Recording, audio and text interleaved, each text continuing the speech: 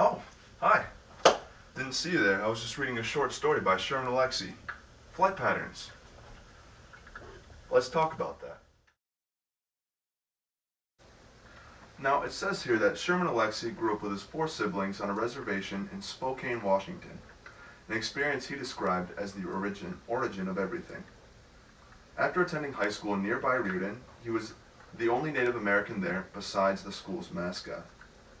After high school, he earned a bachelor's degree from Washington State University and then soon after published his first collection of poetry.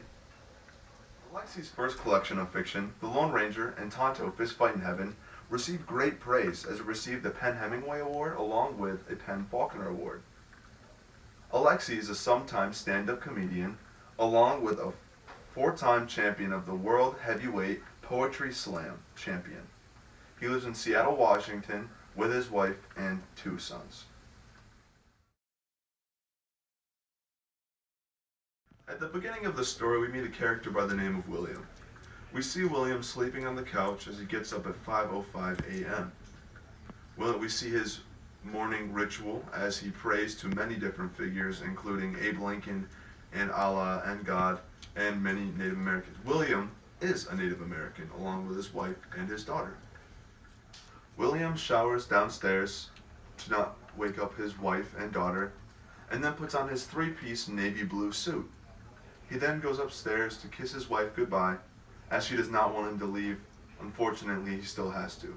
William is a businessman. William's wife wants him to stay. He then tells her he has to leave. He then goes and kisses his daughter goodbye, goes downstairs, puts on his socks, shoes, and heads out the door awaiting his taxi. William is a businessman. He travels on flights regularly as he is a salesman. Now, we see William's daughter fearing for his life as this story takes place recently after 9/11 occurs, and she fears for her dad traveling on an airplane. But we later see that William fears for himself more than his daughter fears for his life. In the next part of the story, we see William talking about his fear for little brown men, as he calls it. But ironically here, William himself is a little brown man with dark black hair. He says this because of the terrorists who attacked 9/11. He said he fears Osama bin Laden as much as he would fear a white man with a dark tan. And he says most other white men most likely sniff him out at airports too because of his appearance. So once William gets in the taxi, we meet his taxi driver, whose name is not yet revealed to us. He's an Ethiopian man. Him and William start talking about their family lives. William tells him about his wife and daughter, and the taxi driver tells William about his wife and children. We then learn the taxi driver's fear to never see his family again, as he doesn't know when he will be able to get home. The men then also talk about the racial profiling that is committed against them, as William explains that he is a bows and arrows Indian and not a bead Indian. Then the taxi driver, who is Ethiopian, talks about how people always ask him if he's East Coast or West Coast, what gang he belongs to, and how most people just assume he's a crack addict living off of welfare.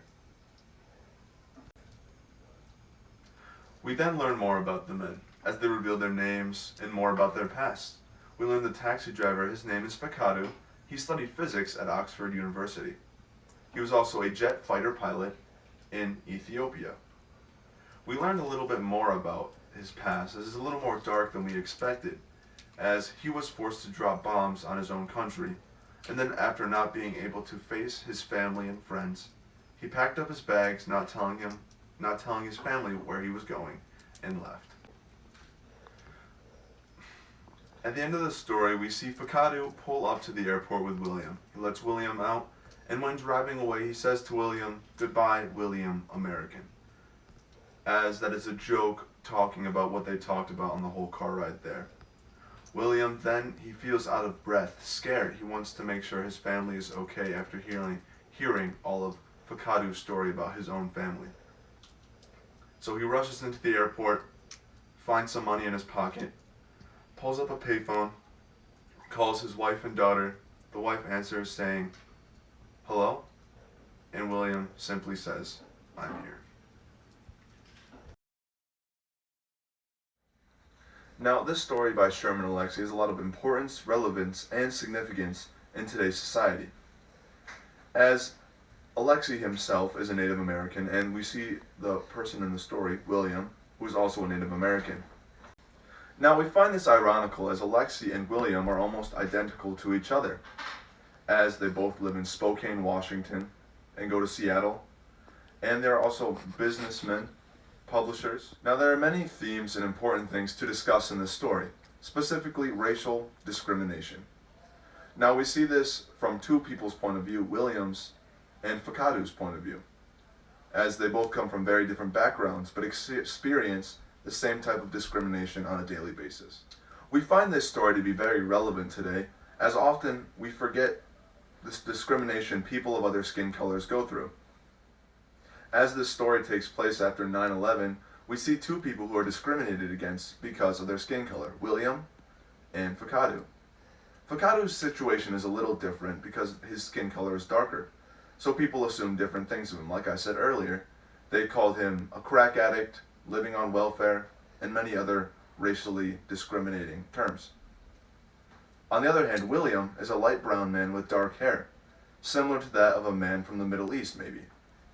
And like I said, as these events happened after 9/11, many people did not like light brown, dark hair-colored men. Recently, I watched an interview with Sherman Alexie where he talked about after the 9/11 attacks, how he was just casually walking down the street and a man pulled up in his big truck. The man pulled up in the truck and shouted, "Go back home to your own country," not knowing that Sherman was actually American, but just because of the color of his skin, he thought he was a terrorist. One other theme that we see in this story is the lust for physical love and contact. Now, we see this right before William is leaving his home, and he actually has a physical scene with his wife. Nothing abusive, of course, just a love-making scene. Those are some of the themes and why this story is still relevant and significant in today's society. Now, there are a few reasons why I chose this short story. The first one was because I didn't know which one to pick, so I picked a random one. But then as I looked further into the story and deeper into the story, I really connected to it as I found it was a very interesting piece. As Sherman Alexie, he used his real life experiences to mimic and make a character from those experiences. And now a few short words from our sponsors. Today's sponsor is Audible. Audible is an Amazon company. You can listen to audiobooks for hours and hours and hours. Text Matthew to 500-500 or go to audible.com/Matthew today to get your first audiobook free and 2 Audible originals for free with your 30-day free trial.